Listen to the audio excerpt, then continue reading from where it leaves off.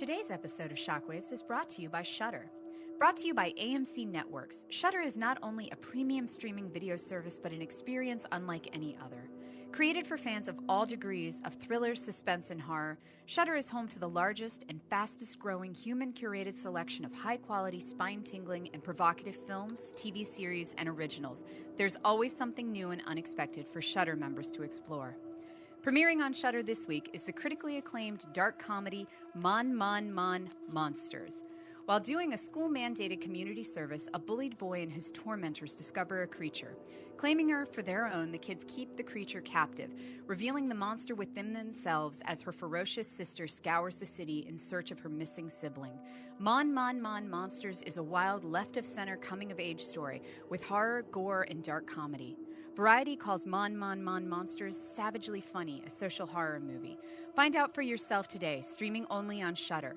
Shudder is available for $4.99 a month or $49.99 with an annual membership. But our listeners can get a free month by entering promo code SHOCK at checkout.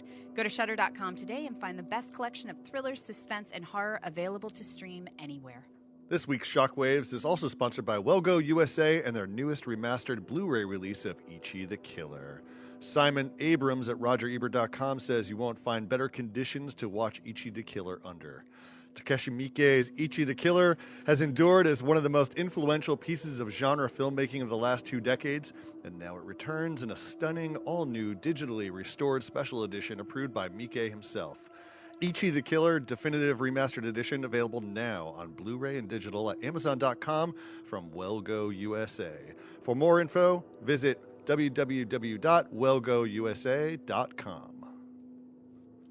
And just a reminder, we still have a few days left in voting for the Rondo Awards, which we are nominated under number 18 for Best Multimedia Site, which is kind of what we are, I guess. Kind of awesome. But either way, we appreciate the vote from you guys.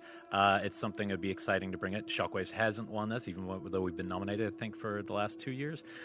So you go on there, you'll figure out how to use the form. Rob, do you want to weigh in on that? It's rondoaward.com. And then you click to enter the site, and basically all you have to do is copy and paste the email to Taraco@AOL.com. It's TARACO at AOL.com. Just put in 18 and vote for Shockwaves. You don't have to do all of them. But as big fans of all the horror stuff going on in the year, it'd be awesome if you took the time to do it. Great, and also a reminder that 3/4 of the Shockwaves crew will be at the Chattanooga Film Festival. Sorry, Ryan, we'll miss you. No, I'll follow that up with something else. All of those officially nominated for a Rondo as the unofficial. This is taking place from April 5th to the 8th, and there's a whole ton of great movies, shorts, events. We're doing a live Shockwaves there. Bekah is premiering her movie. We're looking forward to meeting you guys there. And can I say our guest on Shockwaves? Yeah, here? definitely. We will be joined by Joe Bob Briggs on Shockwaves in Chattanooga. To talk about weird movies. I mean, how fun will that be? The weirdest movies Joe Bob Briggs has ever seen. It's So get the info at chatfilmfest.org. That's CHATT filmfest.org. And hey, kids, if you're going to the Overlook Film Festival, 1/4 of Shockwaves will be there. The non-Rondo affiliate. Blumhouse is gonna be bringing Unfriended Dark Web and Upgrade, but I'm gonna do a very special discussion with one of the Overlook guests to be determined. So when is that? It is mid-April. Okay. Yeah, and it's Longest in New Orleans. opening ever.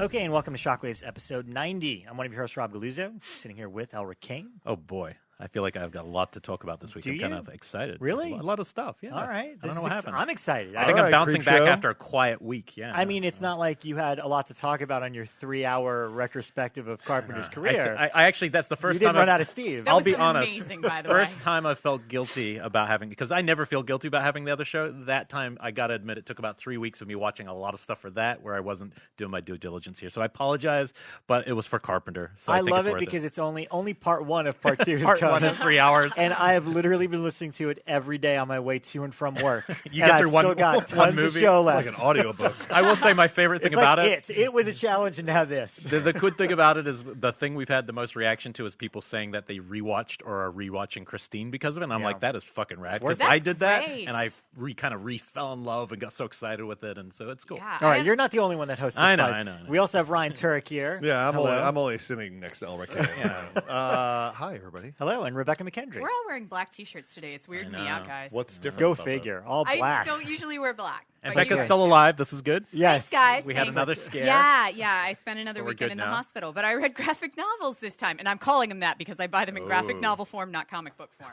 Wow. So thank you guys. And you discovered that peppercorns are not actually. Yeah, Pepper. red peppercorns are actually cashews. The more you fucking know, it keeps you alive, apparently. I mean, is So- that just like 99-cent store peppercorns? No, or this is that was Whole this was Foods like, peppercorns. No, this or was like what's the fancy Penzies, which is like a spice Yeah. company. This was the Penzies Pepper Mill like blended corns, and so you get the black ones, and the white ones, What and the then fuck, the red peppercorns? ones. I know, and it did not even have like a nut warning on there. I But did apparently, not know that. red peppercorns are not actually peppercorns. Wow. They are cashews. Was your- Nothing to do with horror. Was your reaction as bad as if you had just eaten a nut, or Yes. is it okay? Yeah. Yes, both times. Well, that's like this the is real sec- life horror. That's Yeah, this Yeah. is the real horror. thing. The second time, the first time it got really fucking bad because I didn't know what was going on. When it happened the second time, I was able to say it's happening again, and the only thing that was common from both meals was the pepper. That's good. And you, then- you deducted. You deduced. So Nicely I done. got epied twice in 2 weeks, and I'm all hyped up on prednisone now. So let's do this shit, boys. All right. Wow. Now that's an intro. We are ready to roll. Yeah, so I had a fun little topic I wanted to riff on before we got into it. So I was catching up with our good friend Spooky Dan Walker. Yes. And I jumped in the car with him, and we were just talking about whatever. And he was listening to our show, okay? But here's the thing. Now, if you know Spooky personally, and forgive me, Spooky, for divulging this, but Spooky lives solely on Red Bull and cloves. I don't know if he consumes food, but these are the two things that I've fuel seen him eat pancakes. Okay, so he eats food occasionally, Yeah. but it's mostly Red Bull.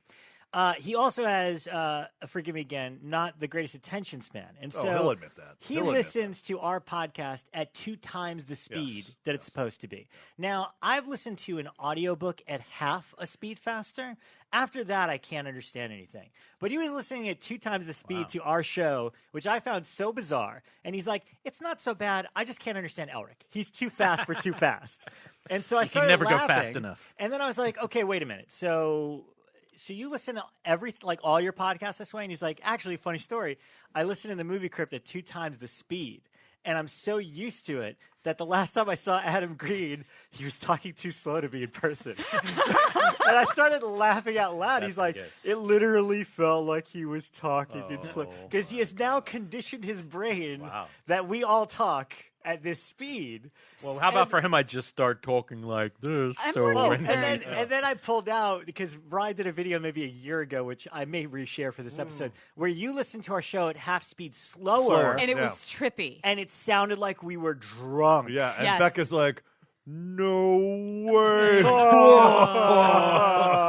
And it was Jabba wonderful. Becca.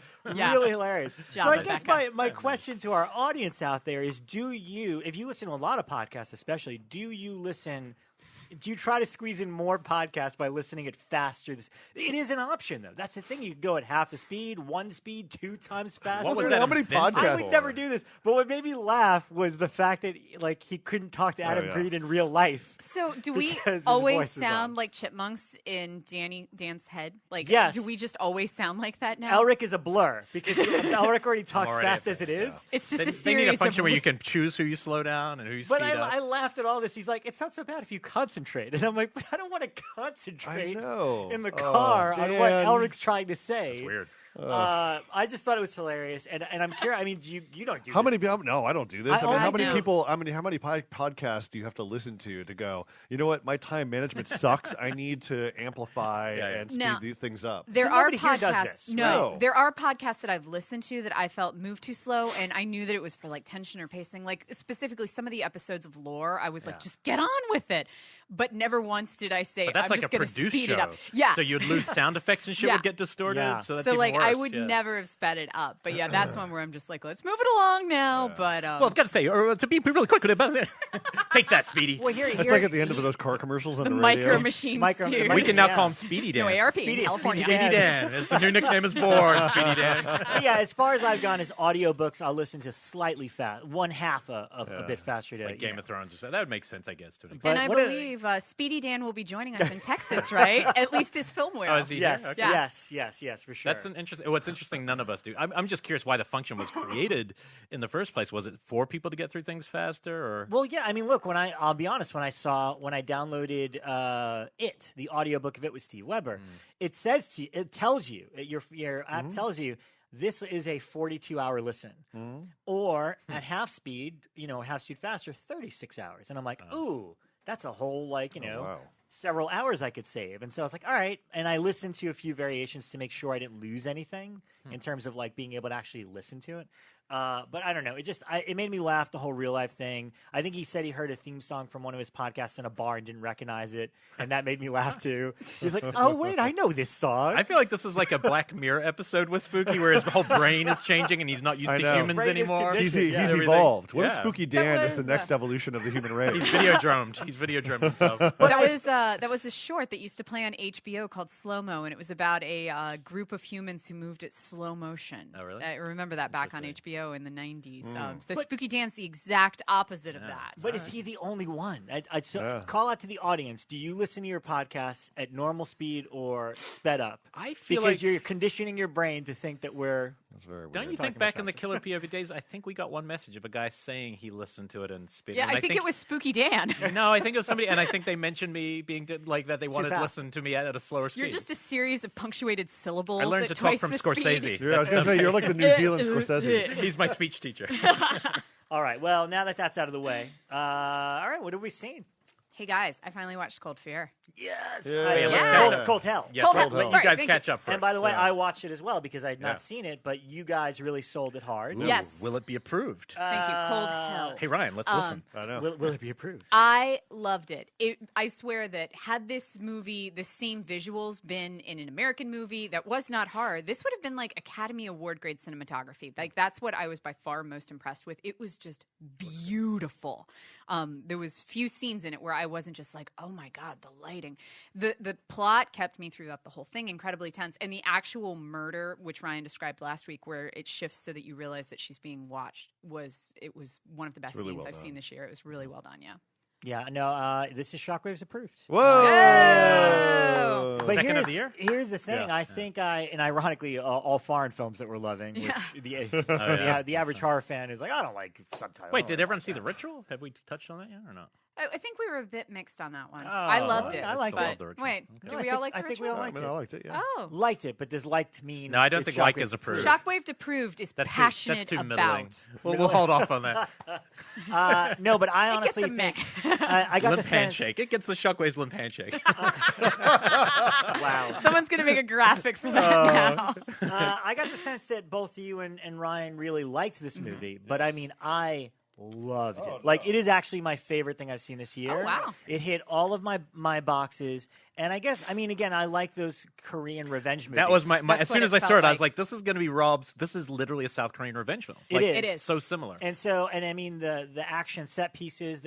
What I really loved, because I think some people, obviously, on our group had started talking about it after you guys mentioned last week, and I was surprised by how mixed it was in the group, because people are like, I don't know, like, oh, plot lines meandered or this and that.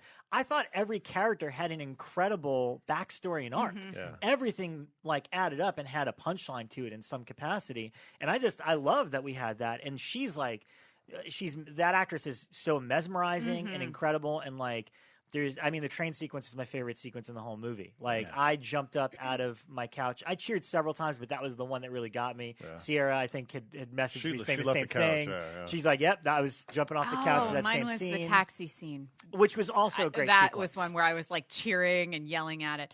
I wish I understand more. I loved the idea of nationalism in the movie and how it was this constant like, oh, you're from Paris. Oh, you're Yugoslavian. No, that's a Bosnian restaurant. Oh no, he's killing Muslims. Like there was this crazy concept almost like everyone's of everyone questioning everyone else's nationality, and some they trust and some they don't. It depends on who you are. You need to get your daughter into a German kindergarten, and it was. I wanted to understand it more because I was so kind of intertwined and wanted to understand that culture more. So I really liked that angle because it just kind of upped the anxiety of it, because it was this very much like you don't know who you can trust or who they are or whether or not they dislike you from the get-go. You're such an intellectual. I liked it when she kicked the guy in the balls. I mean, that's all I could see. Or when a car blew up. Things got stabbed.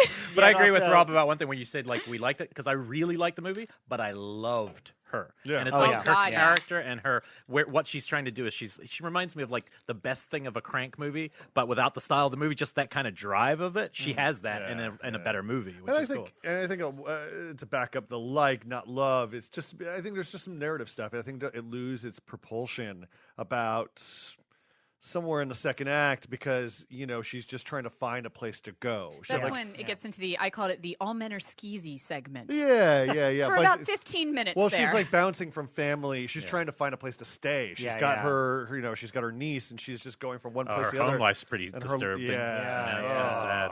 Well, I got to say, this detective, by the way, I called him German David Lynch. I loved him. I thought he was amazing. Exactly I was like, I like this German David Lynch guy. Yeah. He's pretty great. He was interesting, I loved it. I loved it. And this is a Shudder exclusive, right? Yeah. So that's the only place you could see it, at least here in the U.S. Yeah. Shockwaves approved. Cold hell.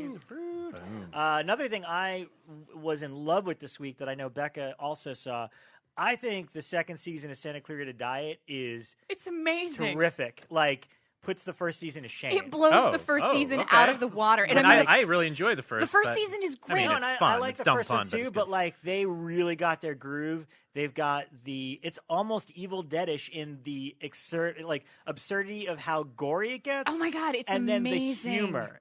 And I don't want to spoil too much, but basically, because I'm not even done. I've been savoring it. So I'm on episode 6. I'm about at 6 too. Yeah, it goes fucking off the rails. But there was one scene I actually snorted tea out my nose, which Let's see if it's the same one. It was the scene. Okay, so the living room's trashed. Not people, too much, people walk into the living room. It's completely trashed, and the boy's just sitting there, and he goes, "She broke up with me, and I'm angry." And he just pushes the lamp off the table. I lost my shit then. Yeah, I was like, okay.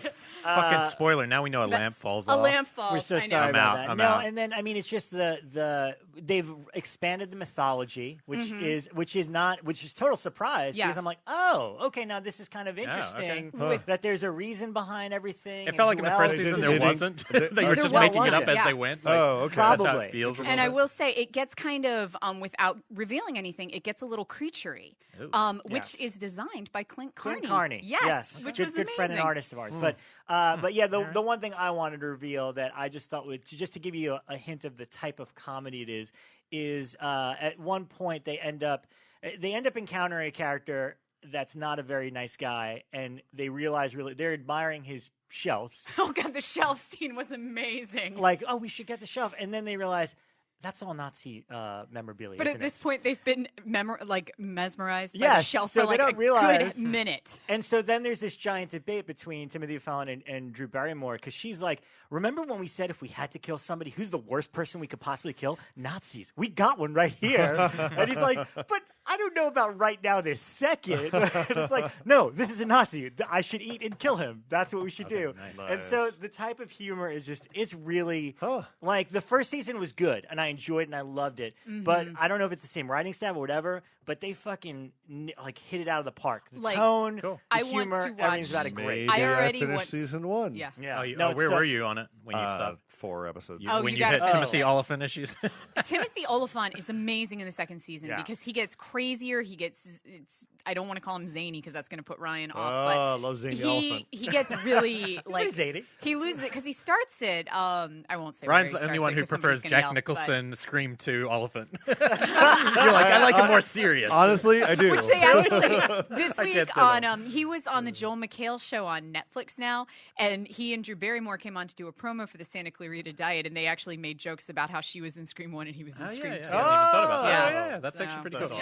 awesome. Let's not leave TV then. Because I know from seeing a tweet by the Turek that he watched The Terror from AMC, and I also watched the first 2 episodes of Terror. Yeah, let's talk about it. Let's talk about it. Yeah, what is this? Because I've heard it, but I don't know what it is. I know nothing All right, about so it. first off, Elric, do you have any history with the book?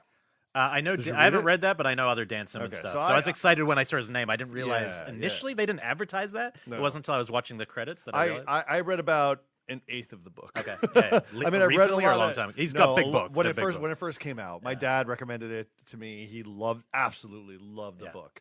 And I got about an eighth of the way in, and I just realized it was just too much because Simmons really laid the detail on thick. It's very historical.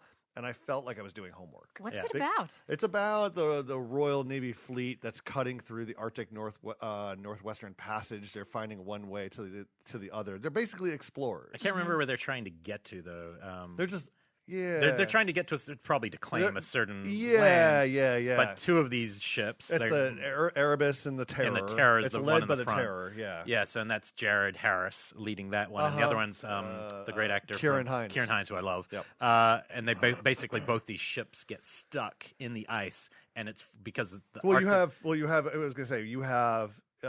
Jared Harris's captain, who is more seasoned and more recognized, and he's not as headstrong as Kieran Hines, who is more fame-seeking as a captain. He's right. Yeah, part of it though is there's some sort of backstory that they have yet to reveal in the first 2 episodes, and I think it's going to explain some of the bad stuff that happened. Because there's a backstory that they were stuck in an expedition in the past, and you don't know exactly what happened, but I think it's going to be bad. I'm hoping like cannibalism or something. Well, what's nice is you have the 2 captains who are both very friendly. They're best friends, but they're, in terms of a work level, they're at odds with one another because you got Jared Harris going, no, we shouldn't wait. We gotta, or no, he was like, no, we should wait. We want to circle around. And then you've got Kieran Hines who's like, no, let's keep pushing through this ice. And he's like, no, dude, we keep pushing through this ice. The ice is going to solidify.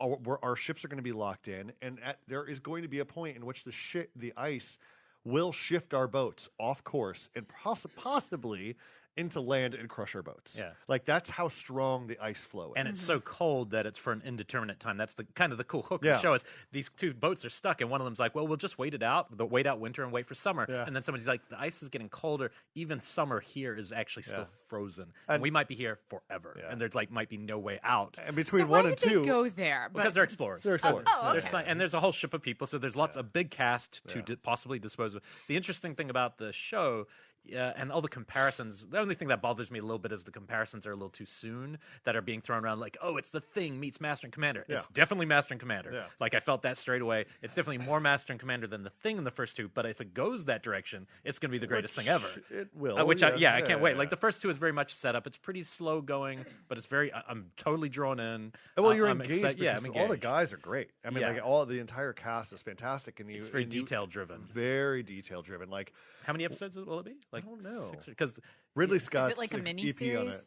I know it's not a full. It's not like a normal Walking Dead type show. I know it's a limited like thing, an event series, but it can't be like 4 or 5. I'd say 6 to 10. Yeah. But there is something like something minor horror happens in the first 2, but it's kind of in the distance. There's a great underwater sequence that I found very eerie. Yeah. There's a lot of eerie moments, but if they go all the way, this could be really great. Like Yeah. either way, I'm in for the ride to check it to see where it goes. Yeah, I mean, like everything is lavishly produced. From the AMC food, money. the food, the food that they eat to the captain's quarters Shudder. to Yeah, Walking Dead. all of these things Yeah. that work so well. Like I mean, like when they're pushing through the ice. I love that they disembark and they're actually physically cutting the ice for the ship, and they're laying And putting dynamite down, to blow up the ice so the ship can keep going through. It's really cool. And then, like you said, there is a kind of like a monstrous element thing that occurs in the first 2 episodes to keep you going. But I think it's wonderful. Yeah, it's I think definitely one of really those good things I start. can't tell exactly where it's going to head right now after 2, but in a fun way, like in a way Yeah. that's kind of still exciting. Yeah. But definitely, production values are high. So I think if you haven't, I would, as soon as they're available, I would check it out. Yeah. On the high production values, I won't say much about it because I want to watch a couple more episodes before I give it full coverage. But I watched the first episode of the Frankenstein show on Netflix. It's really cool. I want to keep watching it. Oh, so. what's it called? Like Detective Frankenstein or something? Something What like is I don't even remember. Frankenstein Chronicles. PI? Frankenstein? No. Am I thinking something different? I thought it was Frankenstein Chronicles. Is it sounds Sherlock right. Frankenstein? Something like that. No, it's actually the first episode. It's pretty PI. snazzy. So I'm going to keep going. But You know, I'll let Frankenstein. you guys know. Frankenstein PI was the original incarnation for I Frankenstein. That would be awesome. I'm serious. Really? When we were developing it really, really early on, I mean, like the whole hook of it was like the Frankenstein monster was like a private detective in the city of monsters. Oh. Yeah, and the Gill Man was an informant.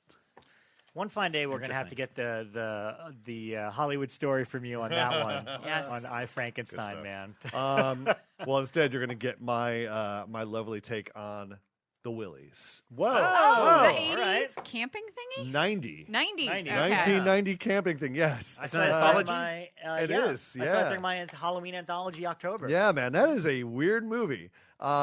It's a Brian Peck, who's the co-star of Return of the Living Dead, wrote and directed it, and he pulled in all these favors to make basically a 2-story anthology with a lot of throat clearing at the beginning, because you got Sean Astin and these 2 kids sitting under a tent telling campfire stories. And you're like, oh, is this how it's going to go? It's just going to be like gross out 2-minute stories. And for like 10 minutes, they're like, what's grosser than gross? Remember that lady that put a dog in her microwave? And then they're like, boo, boo, boo. And then you see a woman putting her dog in a microwave. She's like, oh, Poochie, I'm going to dry you off. And then the dog explodes. And you're like, okay, moving on. And then they finally get to the meat of their story, which is the first one's like a monster in a high school. But the monster wears human skin every once in a while and disguises himself. And then the second one is like some very unpleasant asshole of a teenager who by day loves to annoy his friends and his parents. And then by night he goes down into the basement and collects flies and pulls wings off of flies and then glues them into these like very elaborate sets he's created, like a little diner or a hotel room. And when we get into the close-up, we see these flies, wriggling and writhing around. And then you hear like the sound effects that he's imagining in his head of like, hey, can we just order a cup of Joe, please? And I'm like, what the fuck is that? That is bizarre. It is very weird. And the story dwells on this kid for a long time. That short is a mere hour long. Oh my God. God. You're like, Jesus. Is it only? That's why I was like, it's only 2 stories. It's in only this 2 whole stories. anthology? It's a fucking 90-minute It's movie. one Weird. short. It's like the Campfire Tales. It's one short, Yeah. and then you're in the next story, and you're just wondering where it's going to go. And then you're an hour in, and you're like, "Is this it? This for is the it. movie?" The And it movie. is. This is your story. And then it ends, and That you're like, is "That's it. the weirdest structural anthology I've ever seen in my life." I know. And they end it with like a kind of they wrap it up, the wrap around with like a little like, oh shucks, you rascals, there's like some kind of macabre like little twist. yeah. And I am convinced Sean Astin was not under that tent talking to those 2 kids through most of the shoot, because all of the coverage was straight on Sean Astin. Oh. Straight on the 2 kids.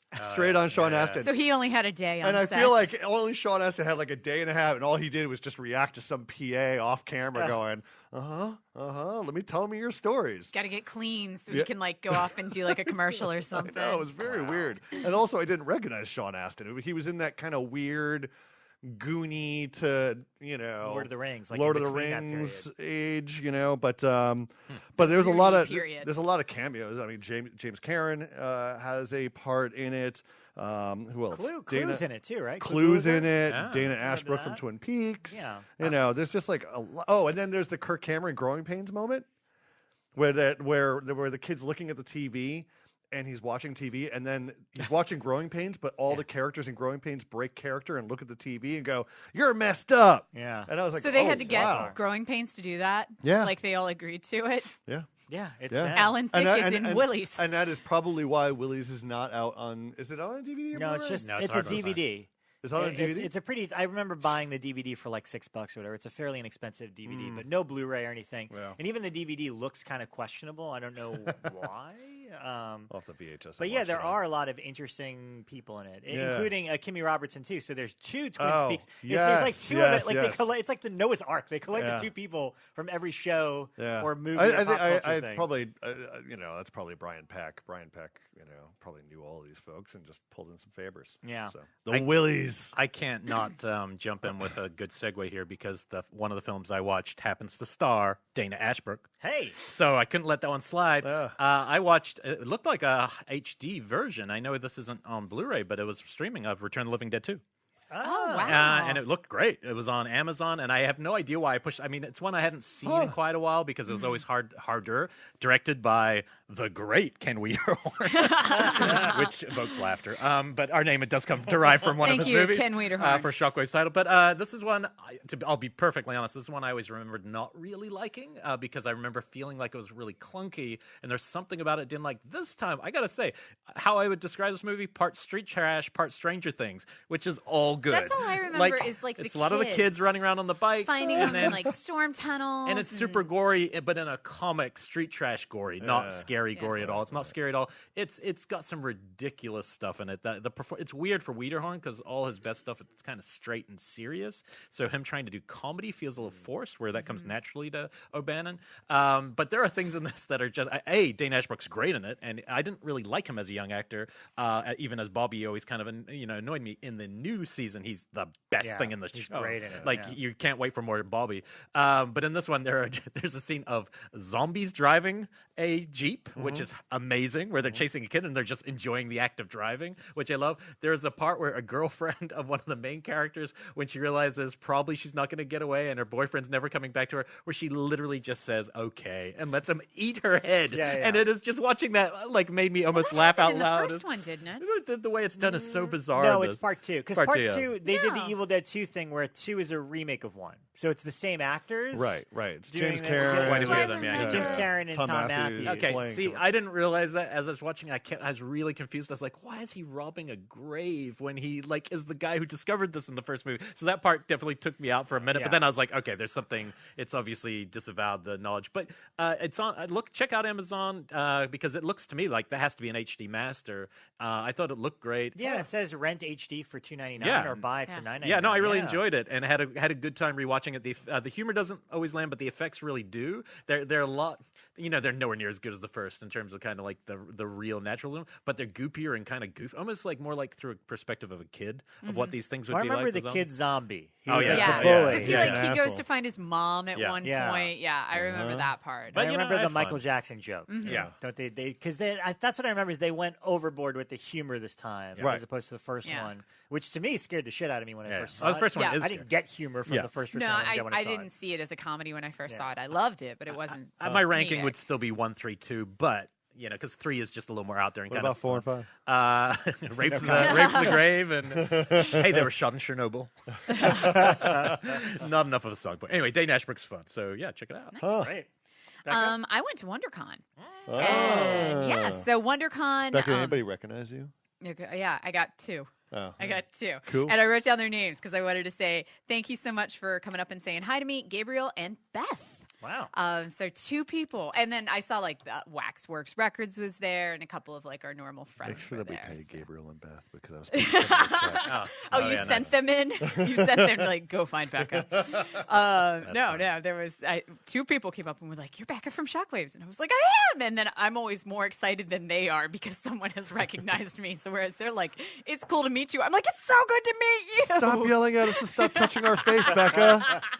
It's a good point to remind people to rate us on iTunes. Say nice things. I never read those, but I read them today, and one of them said, "I met Elric at Texas Frightmare, and we walked down a hallway together. That was awesome." And I was like, "Whoa, all right, if that's all we have to do." I wish that's all I had to do in my relationships, walk down a hallway with someone.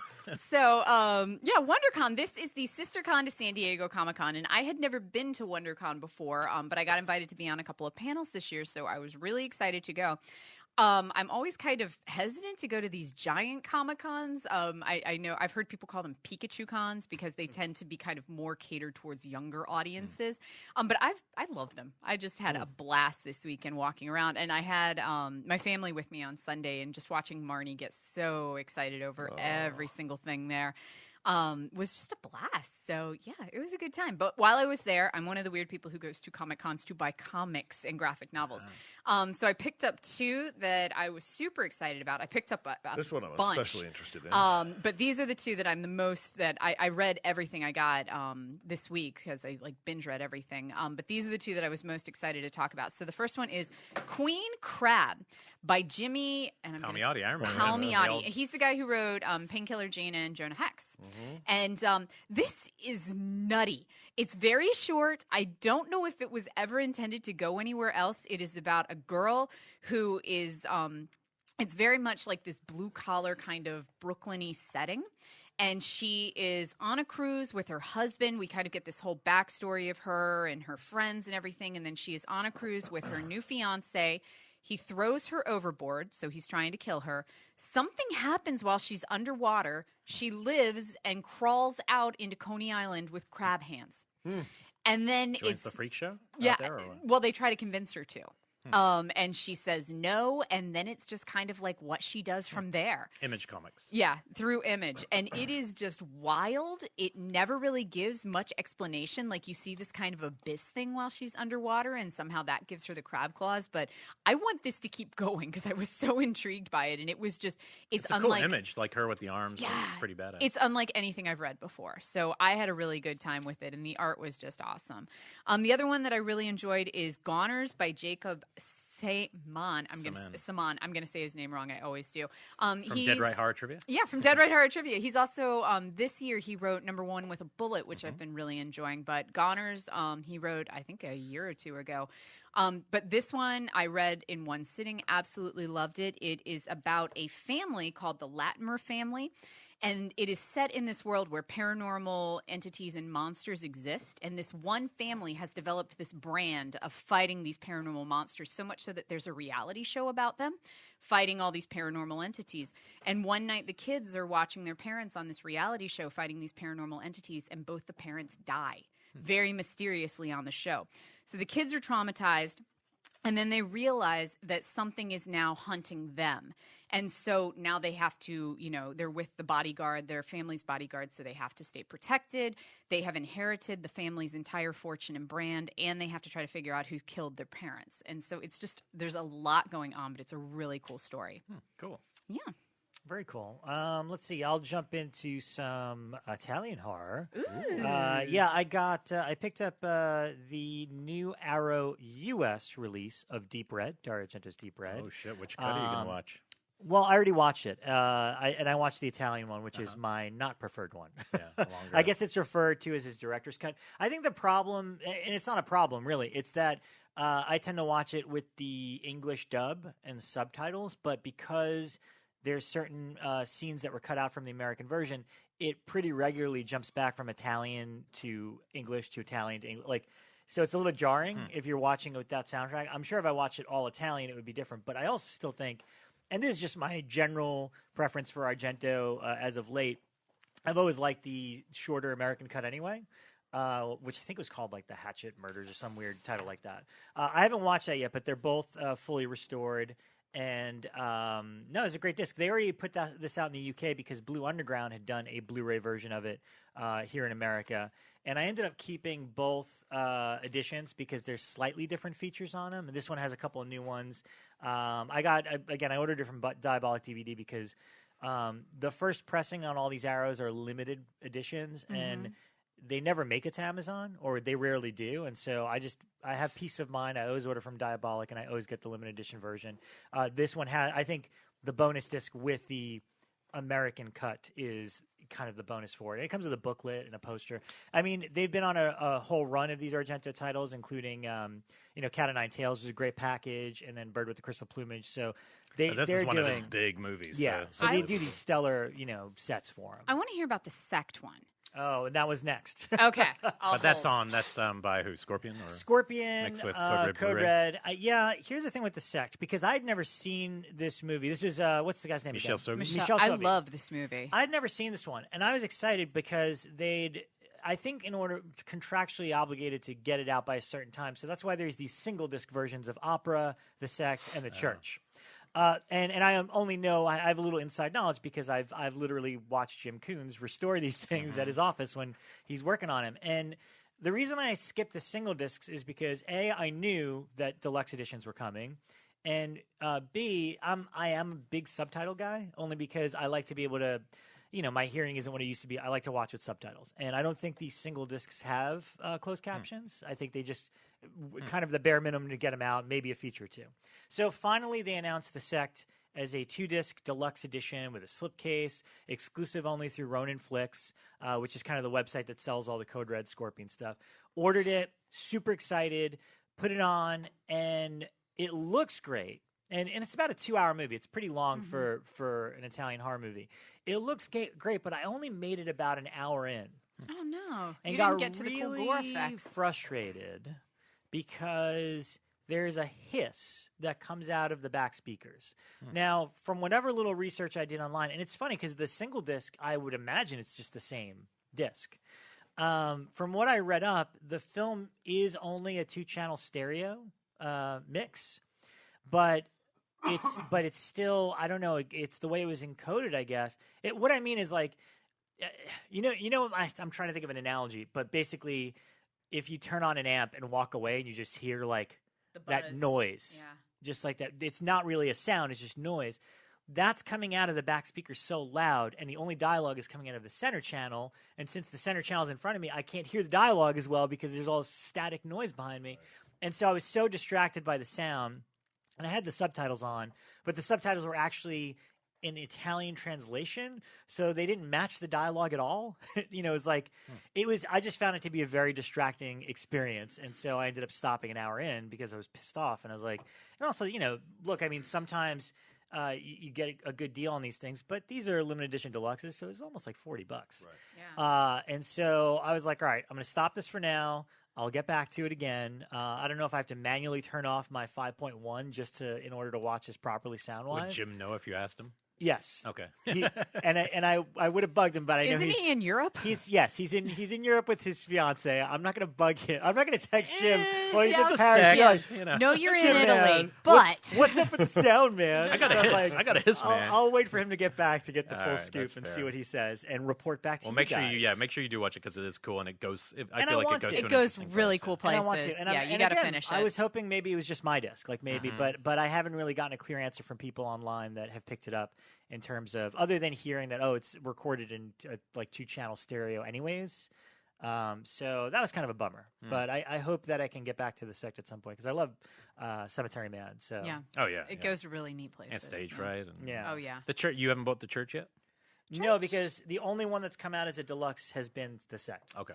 The Church and Opera are just single disc versions, but they're both coming as deluxe editions, and they'll be exclusive from Ronin Flicks. Okay. I always thought the Church was a little slow out of all of his. Church. Really? Yeah, Maybe I need to rewatch it. Especially if you rewatch it again, thinking of it as like the third Demons, it really works as that. Yeah. Like it really much. has that back, and it kind of goes back in time to It's the. just very nightmare. Well, the Knights, the Templar Knights, stuff. And Crusades. But and it all does that have stuff, some yeah. gory stuff. When Very I was young, I disturbing. thought it was slow, and I didn't like it that much when I was young. But then when I saw it like 2 years ago, same time as SECT, I liked it a lot. See, was like, I it's cool. remember seeing like SECT, Stage Fright, and the Church like all within the same month because I was on like a Sovabi kick. Yeah. And I found the Church to be the slowest of them. So I need to go back and revisit that one. I mean, the SECT is pretty slow too, though. But I mean, I don't know. It's so got really good like effects moments and really good kind of what the fuckery moments that keep you going. So. All right, some What new else? stuff. I got a few more. Insidious 4. Yeah. Oh. The I last saw that. key. There's some stuff in here I like. In terms of creature stuff, I like a lot. This one's dark. And I think I had an interesting reaction because this is a franchise I love, and I won't feel bad at all because this movie did great. And I love this as a franchise, and I want more Insidious.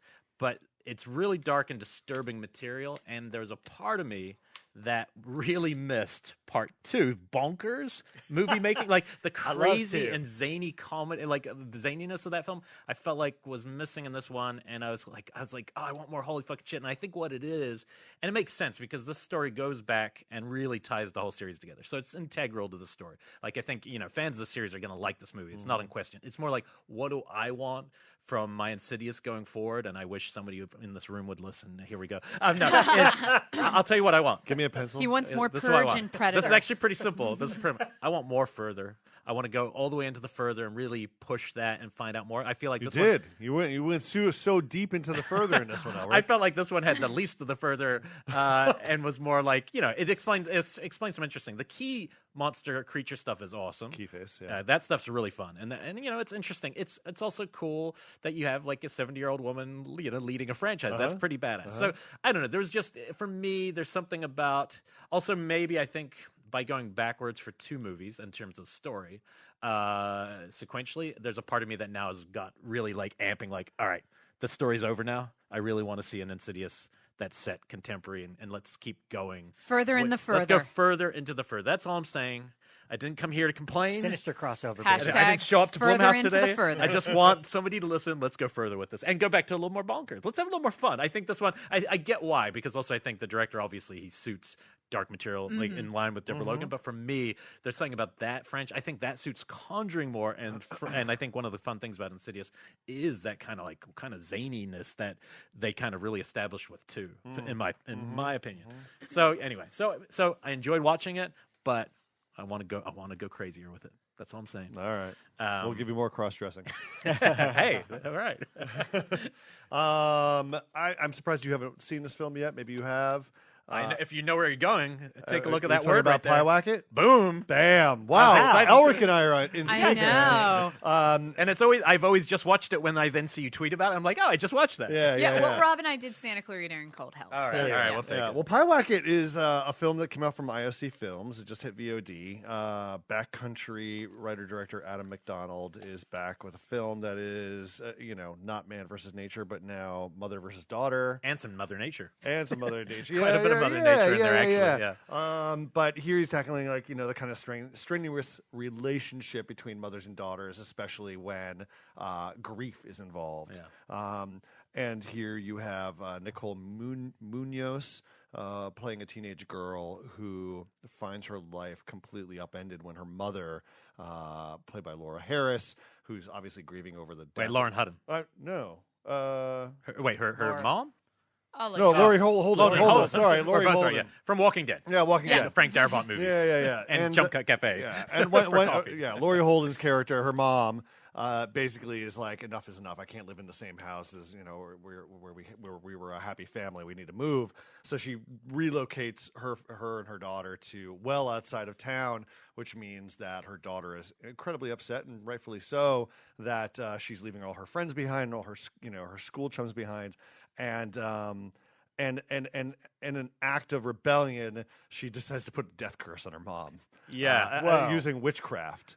And it's funny how when you put it as a plot, and I was thinking this as the step. There's plot points where I'm just like, what? That's but the funny thing is you say that, and then immediately I'm sure listeners are like, well, what a bitch. How could you do something like that? But the funny thing is he makes it feel very natural because it's just a teenager lashing out. It's true. Teenage feelings are different. Quicker. And also, I think I would have cursed my parents at some point. Yeah, during my teen years. and you think as a viewer, you're like, that shit's not going to work. Yeah.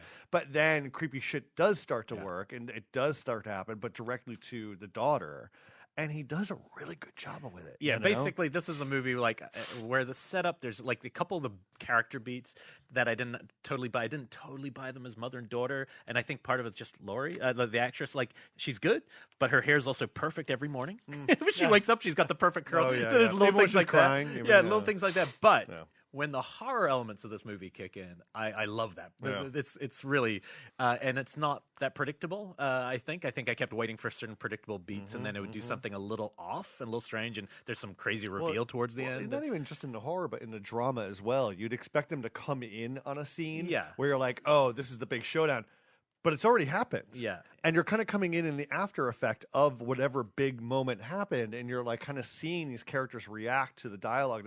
It's a movie that lives really on a lot of the quiet moments of frustration and anxiety and grief and desperation. And it works. I think it worked really well. Really kept me in there. No, on a filmmaking level, I enjoyed it a lot. It's one of those things that's a couple beats just things short of being like a Yes, great yes, movie. yes. But and that's and it's no one's fault either. It's not like it's just sometimes the pieces together. But yeah, man, where it goes is really cool. And there's a couple creature beats. There's something on a wall that I found really effective. I won't spoil too much. Yeah. It's definitely an intriguing horror and ticks all those slow burn, creeper vibes. I watched it really late at night. I was just kind of like hanging out in bed, just relaxing, and I had all the lights off. And that moment that you're talking about, it made me sit up, and I was like, oh, now we're getting somewhere really unsettling and filled with dread, and it was very impressive. As like an indie supernatural thriller, and I definitely recommend it. Somebody on Twitter was like, well, it wasn't all that great. I was like, yeah, but you could still recognize that it's a good movie. And I would say, it might not be great, but I think there are great moments in it. And I always think if there's like 2 or 3 great moments in something, it's worth discussing. I think it has that horror-wise. Yeah, and I thought the daughter, Nicole, she's really good. She was really good. Yeah, she's really good because she's really nice and believable. And some of the interactions with the teenagers at times was like, what? Like there's a guy and girl, and they just never. It's like, come on, hook up. Come on, we're in the back of a car. Let's do this. But they kind of dance around each other almost too much for me to Not believe. everybody has to hook up, Elric. I just got straight to it, man. I was going to keep sitting here reading Queen Crab. Queen Crab. Now, Elric promised to do something this week, and he promised on Twitter. Did it happen yet? Did it happen? So let me break it down. Let me set a boy. scene. All I'm right. at home. Yes. Okay. Yes. I'm eating nuts and watching Fandor. Like you do. I'm on my Fandor, and I push the Fandor button. Wait, and did you say and eating nuts? Eating nuts. Just to, I'm eating nuts, like watching Fandor, hitting my He's EpiPen in my thinking of me. chest, in my heart, and half watching them. I'm doing ironing. I'm not even really. Yeah. you don't iron anything. I'm full Bekahing at this point. I watched something called Inside Number 9. Oh, you did? Wow. Started first season because the other two, I just wanted to start in first season, and that one was through Shudder. I had to decide where to jump in because what had happened like a long time ago, when you first talked about it, I had pushed play once on the first episode. In the first few minutes, it was all messed up. There's something wrong with my streaming, and I kind of was like, oh yeah. So I didn't want to jump back in there. I started with one, I think it was one of your recommendations, episode 2, A Quiet Night In. Yep. Sorry to disappoint you, Bekah. Genius. Like fucking these guys are fucking What a setup. and I'm not talking like it's okay. Yeah, it's pretty good. No, It's fucking brilliant, is this it not? first episode, this is the one to start on. Like, and actually, there's a one I like even more, but this is the perfect one to start on because what I go in going, oh, is it going to be like Black Mirror? Is it going to be like what? No. This is like nothing. It's better than all of them. It's basically a 25-minute silent film, even though it has sound, where no one talks, as 2 guys try to break into a house to rob an art painting. And it's hilarious because these 2 guys are trying to... There's a gag with a dog that I like. I don't think I've laughed this loud in a very long time as they're trying to get rid of an annoying dog from a scenario. I howled, and yeah. it's actually freaking hilarious. So this was a great one. I watched that one and was like, oh my God, I love this. How am I going to ever live this down to Bekah? Knowing that I actually listened to her and she was right about something. It's disgusting. I'm going to send you peppercorn. Which other ones did you watch? Because now you have to watch all then I of watched them. Tom and Jerry. I love that which one is, so much. Which is really fun, and it's about basically a guy who comes home, notices the homeless guy across the street, and says to his girlfriend, "Don't go near that guy. I don't like that guy." And then one night, it's really cold out. The homeless guy knocks on the door and says, "Oh, could I? Oh, you left your wallet, and here's your wallet." And it's like, "Oh, thanks." And he's trying to get rid of him, and he's like, "Oh, I guess you could come in for a quick drink." And then basically they start living together, and then he starts becoming the other guy. So weird. And it just goes on this. It goes somewhere where you're like, "Holy shit!" And did you see the ending coming? Because I was completely blown away. It was great. Yeah. But then, so I watched those 2, and then Dick Roenick came over, and I said, "You got to watch because it's totally up his even more than me. This will become his favorite show. Like if you like comedy, horror, those elements." And I just happened to pick the perfect one. The last one of that season where they're in the haunted house. Is that not amazing? It's called the Halloween. This is the Harrowing. The other one that if you were going to start this thing, it's because this one's firmly horror. It's basically total Last House. Starts like House of the Devil. Mm-hmm. It's basically the babysitter comes. She's from high school, but it's an elderly man. Yeah, and there's a bell. He has a bell that he'll ring. There's somebody up there. Don't worry, he's elderly. He has a bell, but he'll never ring it. Don't worry, but he does have a bell. And if anything went horribly, but it won't happen. It's like so this you is the spend setup. the first half of the episode just waiting for the bell to ring, and it's amazing. She invites her friend, and the place is a total horror show. It's like all the most disturbing paintings on the wall that you've ever seen of hell, images of hell. And they're like, we're just going out. We only go out once, and they look like vampires almost. But the setup, you're like, oh, how could this get crazier? And then of course, her friend comes over, and then the bell goes and they have to go upstairs. And it is fucking rad. It has an amazing ending that's actually creepy. Like, it goes from being funny to genuinely creepy in the last beat. So this isn't a horror show per se, but this is a horror episode. I've watched those 3, and I started watching one, and then I was on solo duty. So I was going to watch the whole first season before I came in, but I'm like, I still have a couple to watch. But it's kind of show where I will definitely watch every episode. That's how good it is. You So need to. hats off to you and is it Alan and his abuse from There's Inside a lot Number of 9 people, tweets. yeah, but Alan's one of the main ones. We appreciate it. But no, this is really something I think people have a lot of fun discovering the show. It's really cool. I don't know if we can watch the other seasons yet. Yeah, actually, 1 and 2 are on Hulu now, and you can buy 3 on Amazon. And I think Like it was BritBox or something weird? through BritBox. I got 1, 2, and 3, and you definitely in BritBox it's like Shudder where you can get like the free week or something like that. And even still, it's like $5 a month. So like we had it for a long stretch because I binged all of Faulty Towers and Are You Being Served and League of Gentlemen and Psychoville are also on there. So it was like worth it just to watch all of those. And it's cool because it's 2 guys who write them all, just like Charlie Brooker did on Black Mirror, and they both act in most of them. There's a couple that they go a different direction. And a lot of times they'll use the same actors over and over, so it's really kind of interesting. But to the see where episodes they are end nothing alike. Nothing. And I think that's what won me over. I was like, oh, wow. And there's only 6 episodes, so obviously it's just super high production value in that British way, only 6 episodes.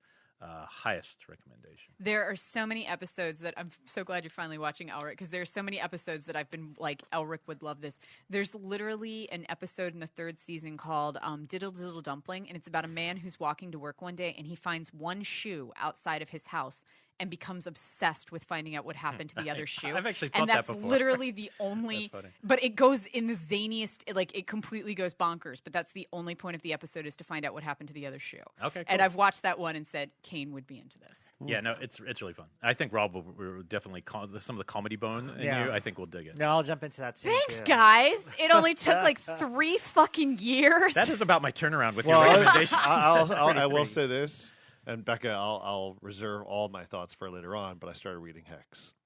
Are you liking the it? book? The book My Hex? God. The book. I'm My down to God. read Like that. 3 years later. What is up? Literally, it's like the second episode. No, it was seriously like the second episode of Shockwaves that I was like, Ryan, you got to read Hex. Because it was like right as we were starting up Blumhouse.com. Are you enjoying it? I love it. It's amazing, isn't it? It's great, yeah. Fuck all of you guys. I feel like that's how we do it with Bekah. And with Bekah, I think you take things we talked about Killer V, and then you go, I just discovered this thing. And I'm like, I talked about that 3 years ago. I think that's just how we roll here. Oh, my gosh. Memory Ryan, foam. have you caught up with Ash vs. Evil Dead yet? No. Okay. No. It continues to be terrific. I'm Awesome. a little sad because we're at the halfway point now, and this could very well be it.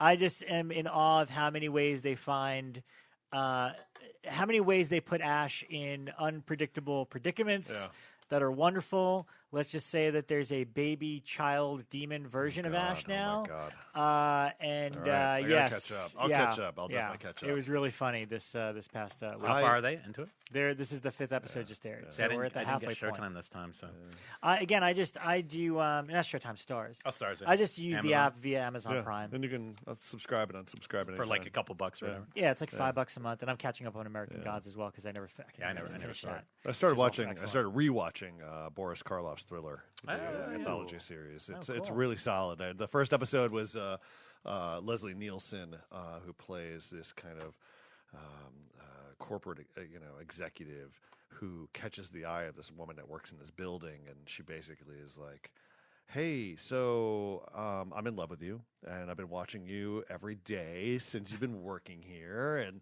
I think you and I should definitely start a relationship. And he's like, I'm sorry, ma'am, but I'm married. Meanwhile, there's this kind of mailroom chump who is on the rise, or so he thinks, and he's also eyeing Leslie Nielsen as someone to kind of emulate. And soon enough, both this mailroom creepo and this creepy chick come together and really disrupt Leslie Nielsen's life. That always happens to him in horror. Leslie's always on the downside of his relationship. I know. But it's cool because it's like, the show was made around, I think, like around the era that Mad Men is that Mad Men was set in. So it's like, I was kind of imagining Leslie Nielsen in a Mad Men scenario. Sterling And I was Cooper. like, oh, yeah, he could totally fit in. Yeah. But it's a cool show. The ending of this very first episode was a little lackluster, but I remember there were some really good episodes in that whole box set. Yeah. Did you pick up the box set, or is it? I've had it. Yeah. I think it was Image that put it out like a couple years or several years back, and I've just had it, and I haven't watched it in a long time. There's probably a site that tells you which this is the 5 episodes you can't. You know what I mean? Yeah. To take that shortcut sometimes. Yeah, but and then I just got the Outer Limits box set, which I can't Oh, wait. nice. Cannot wait. I remember Leslie Nielsen being, and I think it was just a pilot that never got done, but it was, I want to say 70s, and it was like a Lovecraftian thing, and he was playing a detective investigating Lovecraft crimes, or it may have been a cult. That was Fred Ward. No, I'm telling you. It know. was the Leslie Nielsen one. I remember it. I think it was like a TV pilot that never went anywhere, but it was good. That's cool. So I got it. Someone out there in the ethos is now going to tell me exactly what it was. He knew, like a midget at a urinal, he'd have to stay on his toes. Naked Gun, Naked Gun 33 and a third. Best one-liners of the whole franchise. Like a blind man at an orgy, I'd have to feel my way around. Anyway. Nice, Beaver. I love those ones. That is a great one. All righty, well. Well, wait, no. I have a big one to end. Oh, go. This is my dedication to Rob G. This is bigger than Inside Number 9. Okay. I spent $5.99 on Imitation Girl. Oh, really? So I'm not gonna. You're ready to talk about it now? Yes, because I was gonna put it off. I was going to save it for Texas Frightmare. Or sorry, for Chattanooga. No, because it just came out. We want to help him Okay. not wait 3 weeks. The reason I did it, actually, I wasn't going to watch it, but then I realized we wouldn't all be together for like 3 weeks because we're going away to. Oh, that's true. Next week we don't have to chat. I think that this movie. You're right. This movie's definitely up my alley. Because it's not really a horror movie at all. Nope. Right. It's a art house indie sci-fi. That would pretty much tick it. Definitely American indie in that sense. I think it's really original, and I think it's I liked it a lot. Like I found I was really interested in it. It was definitely kind of movie. It's kind of movie I probably would have talked about on Pure Cinema or something. You know what I mean? Yeah. Because it's a different. I mean, obviously for your slate, I'm glad you got it through because it won't be the obvious kind of movie for them to put out, and I think it will be a harder sell because of that. But in the same token, I mean, it's not like Under the Skin or any of those movies. Not really stylistically at all. It's a lot more minimal. It's also more about human connection, which I really like. She basically, I mean, you've already talked about the story, but like the goo comes down from space and attaches itself to the cover of a Playmate. Lauren Ashley Carter, and then kind of forms itself into her, and it's really interesting. One of the best images is just her as she becomes this thing walking through the middle of the desert on a highway. But the guy she kind of ends up meeting who runs this motel, that stuff's the stuff I really found myself responding to because it was very warm in its approach. So it's not, that's why it's not really a horror film. All the characters are so, I don't know, warm to each other. And then even the porn star character is starting to doubt what she does and think about her life, getting existential about her life, is then suddenly seeing in mirrors this image of this woman who's coming. And, it's slowly about the two characters coming together. So I'd say set people's expectations differently in terms of is this hard?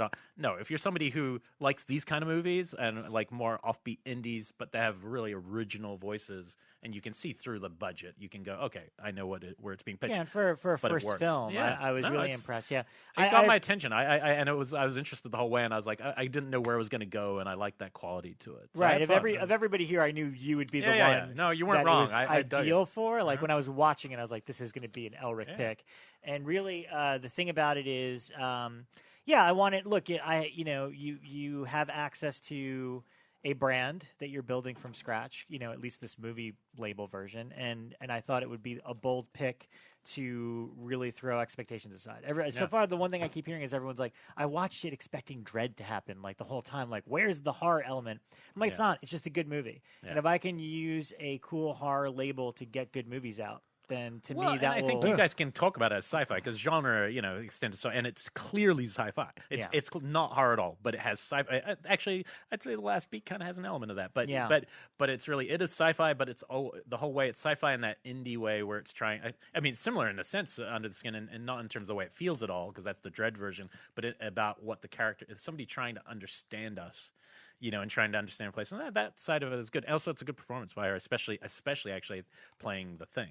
I think she's really interesting, and I don't know. I thought it was cool, man. Hats off. I enjoyed this one, and I as I've always sworn, I will always be honest with how I feel about these. Beautiful.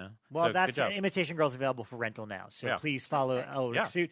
We have no problem selling these Terrifier DVDs and Blu-rays. Everyone's into the. It might take me longer to get to that one. Yes, but we could show love to both. Yeah, cool. I appreciate that. Cool. And yeah, Natasha's doing a horror movie next, so we'll get to cool. pick her brain about that when she comes in. And we'll be back with our interview right after a word from our sponsors. Today's episode of Shockwaves is brought to you by Shudder. Brought to you by AMC Networks, Shudder is not only a premium streaming video service, but an experience unlike any other. Created for fans of all degrees of thriller, suspense, and horror, Shudder is home to the largest and fastest-growing human-curated selection of high-quality, spine-tingling, and provocative films, TV series, and originals. There's always something new and unexpected for Shudder members to explore. Premiering on Shudder this week is the critically acclaimed dark comedy Mon Monsters. While doing a school-mandated community service, a bullied boy and his tormentors discover a creature. Claiming her for their own, the kids keep the creature captive, revealing the monster within themselves as her ferocious sister scours the city in search of her missing sibling. Mon Monsters is a wild, left-of-center coming-of-age story with horror, gore, and dark comedy. Variety calls Mon Monsters savagely funny, a social horror movie. Find out for yourself today, streaming only on Shudder. Shudder is available for $4.99 a month or $49.99 with an annual membership. But our listeners can get a free month by entering promo code SHOCK at checkout. Go to Shudder.com today and find the best collection of thrillers, suspense, and horror available to stream anywhere. This week's Shockwaves is also sponsored by Wellgo USA and their newest remastered Blu-ray release of Ichi the Killer. Simon Abrams at RogerEbert.com says you won't find better conditions to watch Ichi the Killer under. Takeshi Miike's Ichi the Killer has endured as one of the most influential pieces of genre filmmaking of the last 2 decades, and now it returns in a stunning, all-new, digitally restored special edition approved by Miike himself. Ichi the Killer Definitive Remastered Edition available now on Blu-ray and digital at Amazon.com from Wellgo USA. For more info, visit www.wellgousa.com. And just a reminder, we still have a few days left in voting for the Rondo Awards, which we are nominated under number 18 for Best Multimedia Site, which is kind of what we are, I guess. Kind of awesome. But either way, we appreciate the vote from you guys. It's something that would be exciting to bring it. Shockwaves hasn't won this, even though we've been nominated, I think, for the last 2 years. So you go on there, you'll figure out how to use the form. Rob, do you want to weigh in on that? It's rondoaward.com, and then you click to enter the site, and basically all you have to do is copy and paste the email to rocco@aol.com. It's TARACO at AOL.com. Just put in 18 and vote for Shockwaves. You don't have to do all of them. But as big fans of all the horror stuff going on in the year, it'd be awesome if you took the time to do it.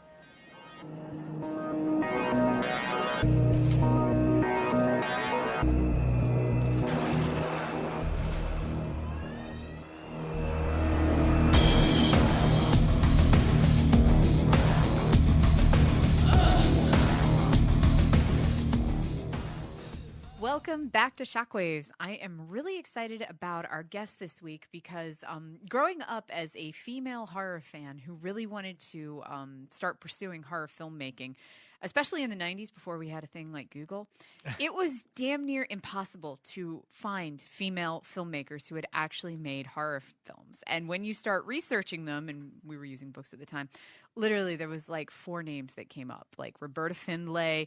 I discovered Maya Deren through this, and then Stephanie Rothman. And so to be sitting next to her, somebody who I discovered as a filmmaker when I was in high school and you know, had researched back then and watched all of her films is just absolutely amazing. So welcome to the show, Stephanie Rothman. Thank you. Hi. Hi, welcome. Yeah, Stephanie has an amazing career working under Corman, working within horror and exploitation, and then you worked at Dimension for a while, so I'm sure we will get to all of that. But boy. yeah. Not Harvey Weinstein's Dimension Pictures. That Yes. preceded him. Yes. They took the name after Dimension Pictures closed down. Right. But we're going to go back to the very beginning. So you're from Los Angeles originally, right? Yes, that's correct. Were your parents part of the industry? No. Wow. So what? And you started out studying sociology and then kind of gravitated into filmmaking. Could you talk about kind of how the path came about and what really attracted you to the filmmaking field? Well, I was a student at UC Berkeley, and I went to the movies one night, and what I saw was The Seventh Seal, and I was just bowled over by it. I said to myself, I would like to make a film like this. But I had no idea how to go about making films. Even though I grew up in Los Angeles and my family was acquainted with some people who worked in the industry. So I came back to Los Angeles, and I got a job which had nothing to do with film. And then I started dating a fellow who was a cameraman on TV. And he had, through, just sheer ingenuity and self-promotion, become a cameraman. But I didn't think that this was a path that I could follow. And so I asked him, is there any other route? And he told me about the USC cinema department. And so I went down there, and I was admitted, and I became a student there. And I learned how to become a filmmaker. And when I finished my work there, I had a few months of unemployment. And then, thanks to Roger Corman calling the cinema department and saying, I need an assistant, I was sent over. And he hired me. And that was the beginning of my short filmmaking career. It lasted 10 years, but that's all. So, early days of Roger Corman, what were you doing there? Like, what were your day-to-days like? Everything. I read scripts. I went out and shot second unit footage as a director for films that he was financing. I visited as an associate producer other sets. He was really a one-man studio at that point. And so This is like the mid-'60s, right? Yes, that's right, the mid-'60s. I went to work for him in, I believe it was the fall of 1964. And I worked with him through January, or maybe the spring of 1966, and then our paths crossed again in the early 70s. Wow. He's one of the few producers at that time who was giving real opportunities to female directors or female filmmakers in general, like, because it extends into his Slumber Party Massacre series and stuff. Is there something about Roger that set him apart in terms of how he cast people in roles and key positions that sets him apart? Well, someone once interviewed Roger about why he hired a woman director. I love that question. Yeah. And his answer was because she was competent. That was his standard for everybody, their competency. If you proved incompetent, then you no longer worked with Roger. If you met his standards, then you continue to do so. He was not at that time, to my knowledge, maybe you know something I don't, hiring women directors. I think this sort of thing came somewhat after me. Yeah, I think quite a bit I later. was the first, and at the time the only, in the mid-'60s. Yeah, I was going to say, did you see many other females working, not just in the industry, but in the exploitation and horror industry? Was there more than one, or just kind of you? Me. Wow. Did you take flack for that, or was it just kind of within Corman's world, was it just kind of like you're competent and so you're accepted? Well, I was accepted by Roger, and he gave me the facilities and the power to do this, and so who was going to give me flack? Yeah, if they gave me flack, they'd get fired. That's phenomenal. Yeah. So the first one that you directed was Bloodbath, right? Well, I co-directed it with two other directors. I know Jack Hill was one of them. Yes, he was the middle one. Who completes this weird sandwich? Story. Where do we end? The original footage was shot in Yugoslavia while Roger was making a film over there himself. And I don't know the name of the director, but it was a European director who did it. Roger brought the footage back, and he didn't think it was suitable for an American market, either for theaters or for television. And so he hired Jack Hill, and then I came next after that. Oh, so you were never writing and directing together. It was separate. Okay. Yeah. No, we just shared credit on Right. the screen. And I completed the work. I shot about, I had to write a new plot to somehow unify the old footage, which, as you can imagine, was very awkward. Yeah. I mean, this is not a masterpiece we're talking about. And I managed to do that satisfactorily enough for it to go out and play as a second feature in theaters and also on television. And Roger had just been praying that maybe he could sell it to television, so he was very satisfied by that. I'm just curious on what in your past set you up to write, because in terms of writing, you're just jumping in as an assistant to Corman. Was it the time at USC Film School, or were there other things before you got there that actually set you up to be a creative, somebody who could solve a problem like that creatively? Well, I learned screenplay format at film school, but I was always a writer. I mean, I worked earlier in writing capacities, so it wasn't a problem. And of course, I spent my life watching films, and I had also taken some acting lessons and performed in some plays. So I was familiar with, how dialogue was constructed and what sounded convincing and what didn't, and what was natural and what was unnatural. Right.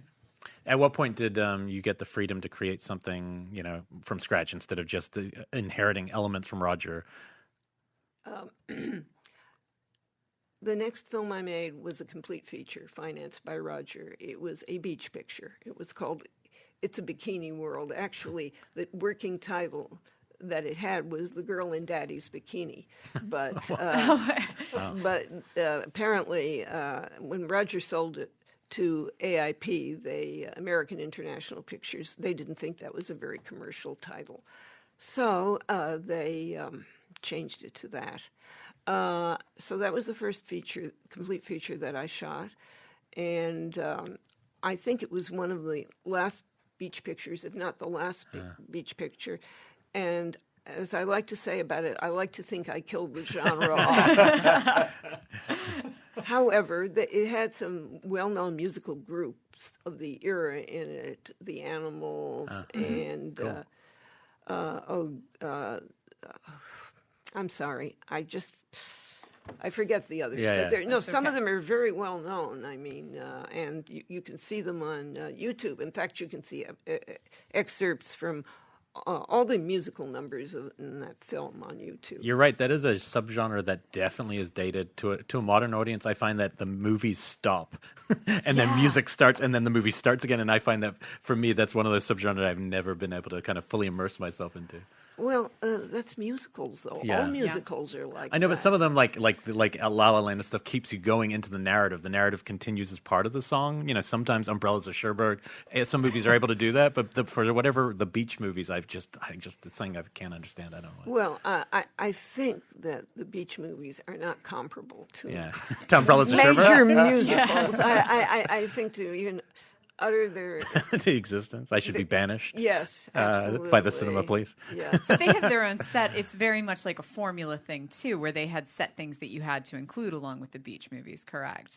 It felt like horror in that regard, where there was always a certain amount of love and some type of romance that had to be involved with it. Yes, that's true, but that's true of all films. Yeah, it is actually. Now, were these movies being made for the drive-in market? Yes. Okay, so again, that's part of maybe it doesn't matter if people aren't watching the movie during the song sequences. I don't know. I'm assuming there was a make-out quotient to these movies. I'm assuming. I don't know if you built them into it. But. No, I did not construct the screenplay around teenagers. Teenagers making out. But they know what to do. Yeah.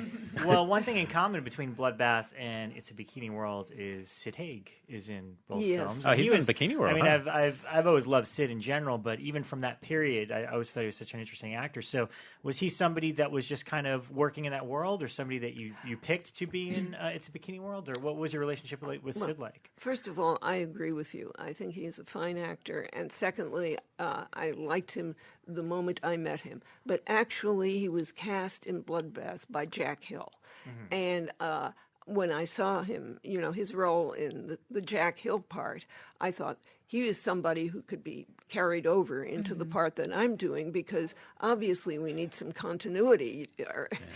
Otherwise, make this thing work. Right, exactly. So, and then when my co-writer, Charles Swartz, who was also my husband, and I were writing It's a Bikini World, I thought of Sid as playing the character of Daddy, who owned a club where all the kids gathered and where all the musical numbers took place.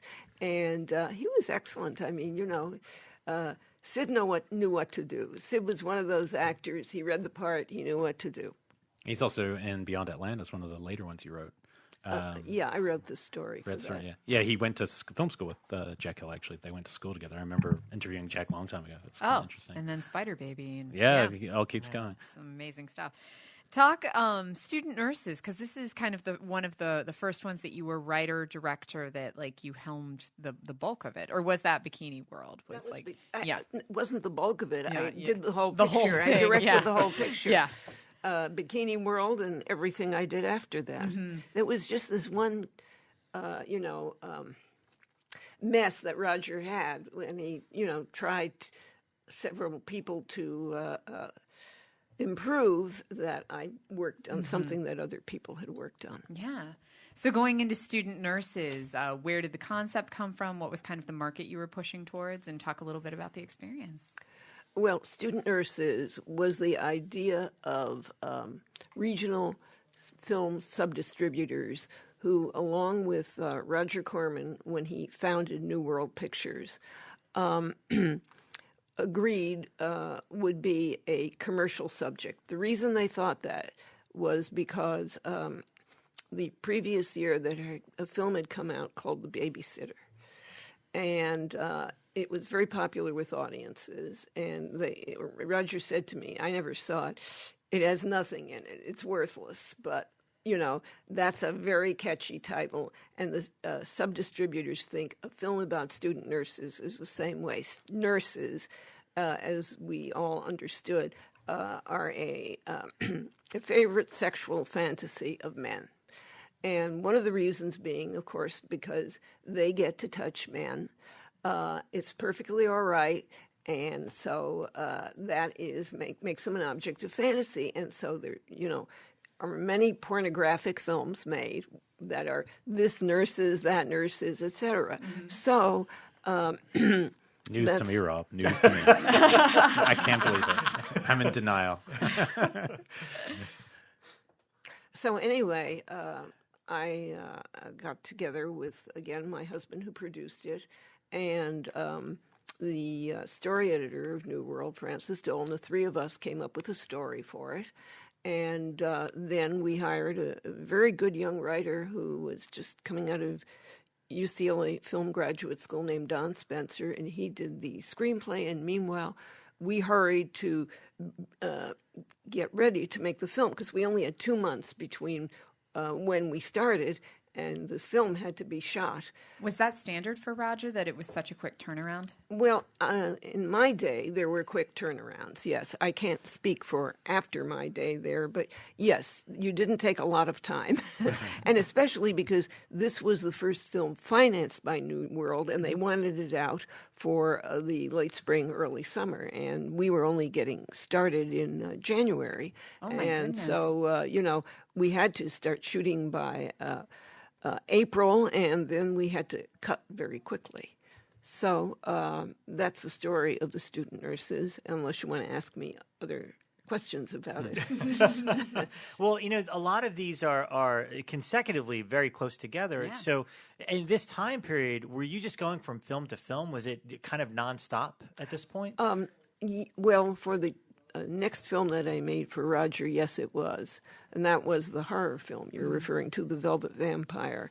I did have a little more breathing time then. We had a little more time to write the screenplay, scout locations, cast, and shoot it. But I did go from the student nurses immediately to The Velvet Vampire. And then after that, we left New World and went with Roger's partner in New World, a man named Larry Woolner, to his new company, which he had found financing for and started. And within the next year, I made Group Marriage. We made Group Marriage, I should say.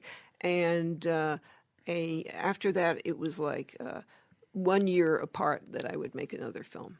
And so then came Terminal Island, and then the last film I made, The Working Girls. I wanted to ask about Velvet Vampire because that one seems to have an actual European film influence on it. Mm-hmm. I feel like whether I know if it was around time with Jean Roland or if it's more coming from Bergman, but compared to the other films, which feel more like exploitation films, I don't know. Was there anything that you had visual influences for that particular film?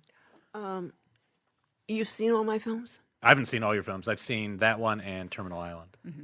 Oh, well, I think if you looked at all my films, you would see there is a European influence in all my films because that is what influenced me to want to become a filmmaker. I watched European films. I really liked them, and I wanted to make European films. And since I landed in the world of exploitation filmmaking, I tried as hard as I could to make European exploitation films. Slip and they through feel the like system. it, yeah. Or European-influenced ones, let me put it that way. Were there were there horror films that ever influenced you on those films, or were you less interested in what was happening in horror at the time? You know, actually, The Velvet Vampire is a kind of, what shall I say, detour from the normal thrust of the rest of my films. I made it because I knew I had to make an exploitation film. I knew I had to make a genre film. And I thought that here would be some interesting visual possibilities that, couldn't be explored in these other ones. And you're right. I did try to do some, more visually interesting things with it. But to say that any one person influenced me to do it is not correct because, it was just years and years of watching European films. And also, knowing the potentialities of the camera and having my own, how shall I put it, visual imagination. And this seemed like an ideal subject in which to express all of this or bring all of this out or do it, I should say. Do you feel like with any of the films you have a film that you're most personally connected where you feel like you most were able to express even within the exploitation? Because I know you're working within that framework. Did you feel like with one of them it had the most you in it? Yes, actually. The last film I made, The Working Girls, I made it for less money than the others. I had to go terribly fast. But I had also learned a lot in those years, and I was able to do, again, a lot of things that I wanted to visually. A surprising amount of that film is handheld, and this is before Steadicams. And in addition to that, I wrote it by myself. I had no co-writers on it, and it was about a subject that I found very interesting, which was underemployment and employment for people. I know it has, a very, very suggestive title. But, and of course, that was deliberate. But it actually is about underemployment and getting types of employment that you were neither trained for nor want. And so I really, I'm fondest of that. Were you always aware because the good thing about exploitation films are, yes, they have the catchy thing to grab and pull an audience, but they always the good ones do seem to be always about an idea seems to be in there that you're trying to slip through. Some people were able to get political with ideas. Obviously, Roger himself occasionally had ideas. Were you conscious of that when you would be writing these scripts? And obviously the last one, but just throughout your career, were you always conscious of? Of course, The Student Nurses is an extremely political film. Yeah. You haven't seen it. I haven't seen Student. I mean, I know I've seen trailers of it. It's one I'm aware of. I just haven't seen it. Yes. Yeah. Well, it might interest you. It might surprise you.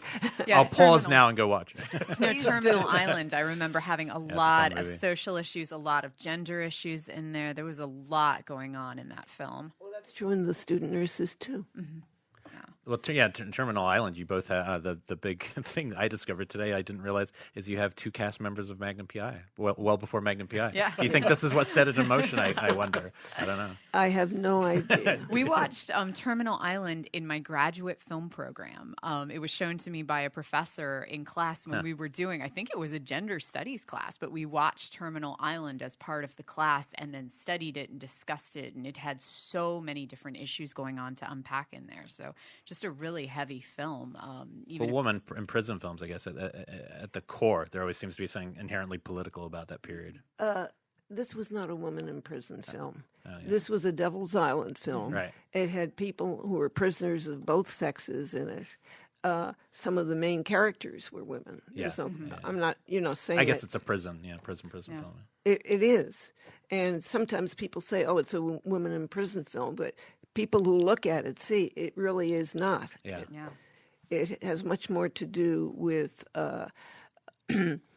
how people who are have committed crimes so severe that they're exiled to an island, learn to either fight and destroy each other or build a new society. Yeah, it does. It's got a definite kind of adult version of Lord of the Flies feeling to much of it. So it's a really powerful film. I highly recommend it. That's a very astute observation on your part. What? Sure. Yeah. She called me astute. Absolutely. So tell us some of the films that have influenced you over the years, some of your favorite ones. I know you brought up... Becca gave you homework. Yeah, I gave her homework. I said, because, I've always been a big fan of Stephanie's Terminal Island, Velvet Vampire. I definitely cited 2 as my favorite films. I wanted to know some of Stephanie's favorite films. So I gave her homework to bring in some, I hope it wasn't some of her too hard. topics. It was a pleasure. She gives us homework all the time. All the time. It's I'm tough. like, guys, do it. Do it. I'm grading it this week. It was a pleasure. It really was, because it made me remember all the films that I've had such joy with, that, I've learned so much from, that just are like old friends, and I got to go back and visit them. Mm-hmm. And I probably sound like the Criterion catalog. Elric's, if you hit the Criterion, yes. Elric's going to love everything. Problem, So, let's hear some of them. And you even divided them up by nationality? Well, yes, I did. And through the years, too. I'm going to start, interestingly enough, with American films, if I may. Yes. Sure. It's funny, I love films that are set in the 1930s, but there's no particular one that I'm really fond of. But you get into the area of film noir, and there are a number of them. I belong to the film noir herd, you might say. So The Postman Always Rings Twice, Double Indemnity, Out of the Past, In a Lonely Place. And then we go into the 50s, and there are 2 films that I really like from the 50s. The Sweet Smell of Success, Alexander McKendry. I don't think I've ever seen that one. Oh, you must. And he taught at USC towards the end of his career. Yeah. I thought it was UCLA. Oh, I don't know. I thought some reason. No, I think it was UCLA. Could be. But anyway, then The Man Who Shot Liberty Valance, which I think has such a lesson in it. And it's not just about, the West or the American West, but actually about truth and fiction, or legend and fact, or whatever you want to call it. Finally, I really do like Godfather 2. I think it's a superb film. Okay, now, from there it seems only appropriate to jump into Italy. Yes. Okay. We've spent a lot of time on Italy this episode so far. So, yeah. All right. The Knights of Cabiria, Casanova, and Amarcord, all 3 from Fellini. Yeah. And then, of course, Antonioni, L'Avventura, which is just a marvelous film. Ugh. And then Visconti's The Leopard. Burt Lancaster. Which is not only one of my favorite films, but also one of my favorite books. Oh. And when I was in Sicily a few years ago, I went and visited the palazzo of the author and went and visited the cafe where he hung with his friends. He wrote a remarkable book. He really did. I don't know if you've ever read it. No, I've only seen the film. I strongly advise you to read The Leopard, really. but I know we're talking about film. Okay. All right. So the English film that has always most moved me is The Red Shoes. Yeah. And that's because I trained as a dancer. So, Oh, wow. don't go by me. And it's visually magical. Yeah, the sequences with the shoes are just astounding. Absolutely It is. gorgeous. And it's a passionate film. Yeah. It really is. I mean, I think that it really conveys an artist's passion marvelously, as very few films ever have. All right, well, here we are in France. Okay. Great. And what a lineup of it I have here. One of my favorite films of all times is Jean Renoir's Grand Illusion.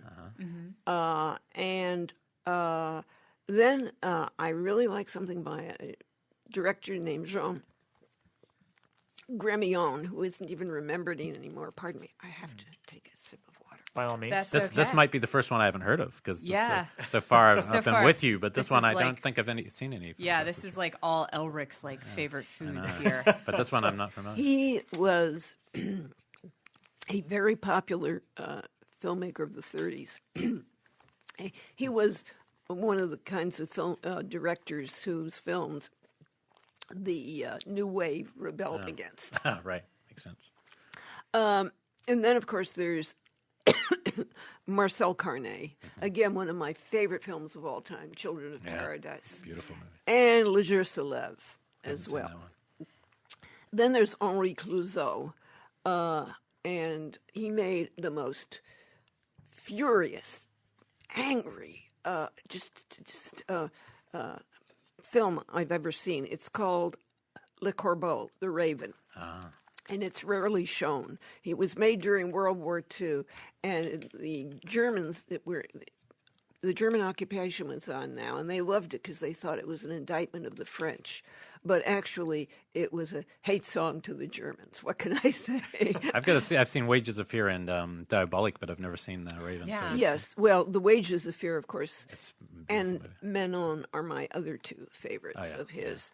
Diabolic is a marvelous film, but I'm not much of a horror film fan. the irony. The irony of it. Yeah, Wow. truly. Then there's Julien Duvivier, Under the Paris Sky.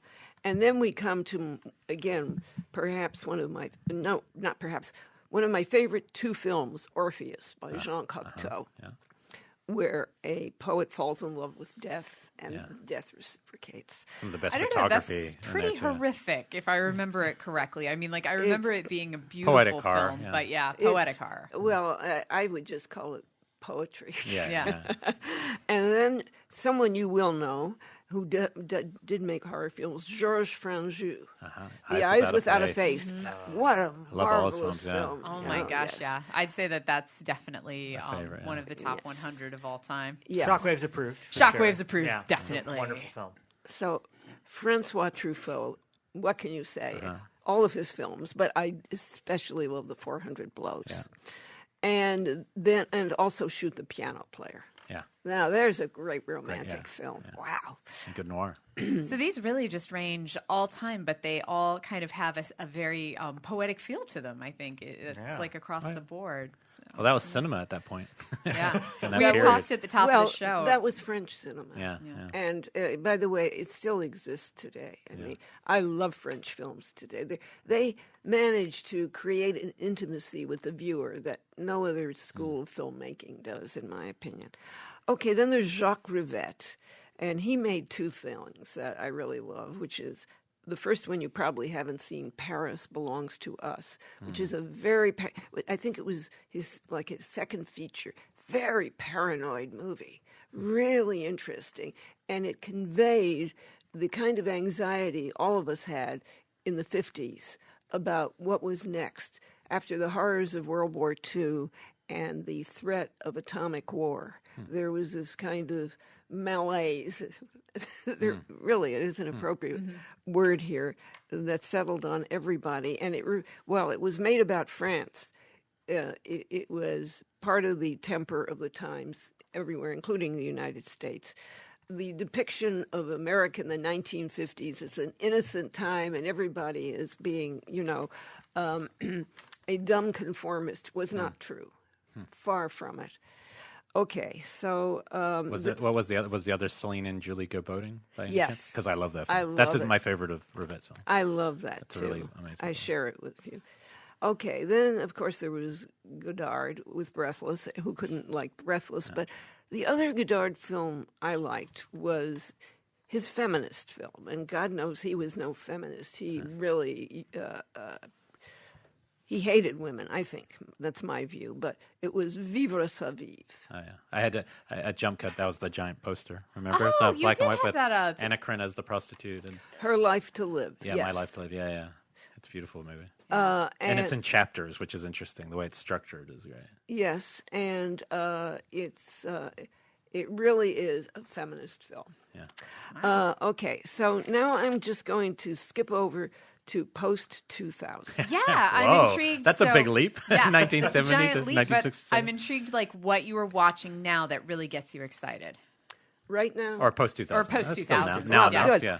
You know, there was one other film, and it's an American film that I forgot to add, and I do want to now. That is one of my favorite, and that is Paths of Glory. Oh yeah. Stanley Kubrick. Paths of Glory is a gripping film, and it is relentlessly clear-eyed and appropriately cynical. It's a wonderful film. And it's nice to have you say that because I feel like of all his movies, no one really talks about I've that never film. seen that one. They always overlook it, I think, for easier, Yes. Doctor Strangelove about war. Right. Yeah, no, that's good. It's beautifully constructed too. It's Beautifully acted. yeah, Looks beautiful. yeah, it's good. I'll take it. Yeah. Okay, so America, post-2000. There are three that have always stood out to me. The first is $1 Million Baby, Clint. The Hours, Nice. and Up in the Air, Oh, interesting. which was such a delightful surprise, such a socially aware film, and so melancholy, and was such a perfect ending. Definitely one of the best Clooney performances. So natural in that film. Yeah. It felt like it got to more who he might really be. I don't know, as a character. It's I think you're right. more revealing. Yeah. Yes. Now, this year, what I looked at, I saw all the screeners because I belong to a union. And the two films that I liked best were both ignored. That always happens with the Oscars, doesn't it? Yes. The ones we love. Yes. Phantom Thread was the one I loved, and that was totally overlooked. So Yes.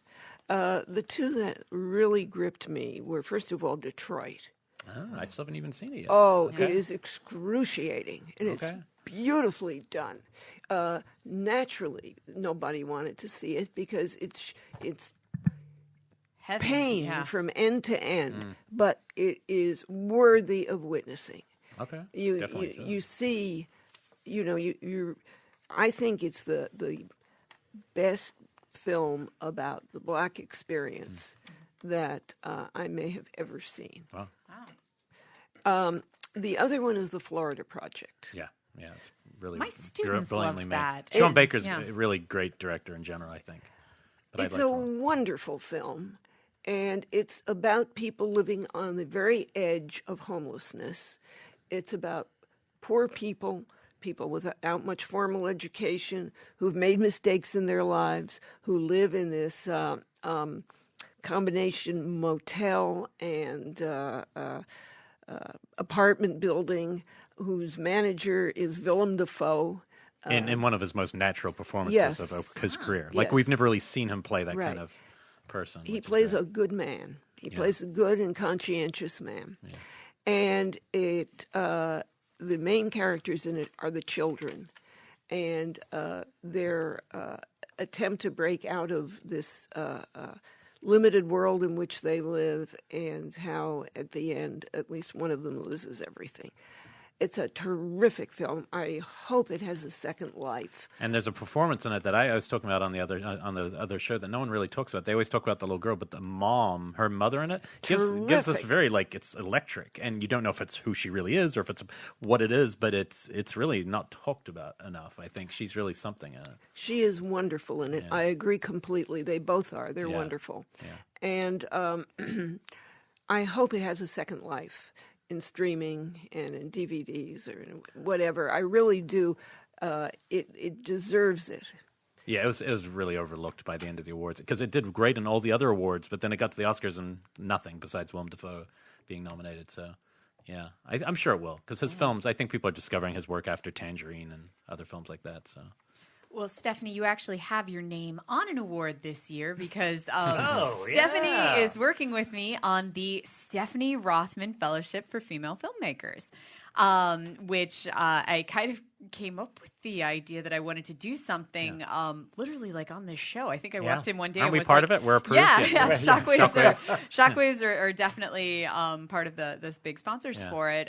But I literally like walked into the show one day and was like, guys, I'm pissed off. I want to make a scholarship. What can we do? And so we combined forces with Etheria, reached out to Stephanie, and this year we are giving $5,000 away to a female filmmaker in school. So it works like a fellowship, and we've had some amazing applicants so far, and we're going to be... How long is it still open? I think it's open for another 2 or 3 weeks. Okay. But if you just Google Stephanie Rothman Fellowship, like it'll come right up and you can apply there. And yeah, I'm so excited that we were able to make you the namesake of it. Well, I'm honored. That's all I can say. Thank you so much for joining us on the show today. It has been phenomenal talking with you, and thank you for having such a phenomenal, inspiring effect on female filmmakers and filmmakers everywhere in general. So thank you. For giving me one hell of a list to catch up Yeah, on. no doubt. I There's just wrote down like quite a 4 handful titles. of those I have not seen yet. So. I have one final question for you because we started with Bergman, but he wasn't on that list. If you were going to tell the listeners one Bergman film that you would really... The Seventh Okay, Seal. so back to the your first film. Okay. Yeah. I wasn't sure if that was your yes. favorite. I just knew that was the one you saw in It theaters. is my favorite Okay. film, along with Orpheus. Yeah. Those are 2 of the most remarkable films. So if And you've watched 2 from this as a starting point, let's go with those. Seventh Oh, Seal, Seventh Seal. Orpheus. yes, absolutely. Okay. It will blow you away. And if they don't, there's nothing wrong with the films. There's something wrong with you.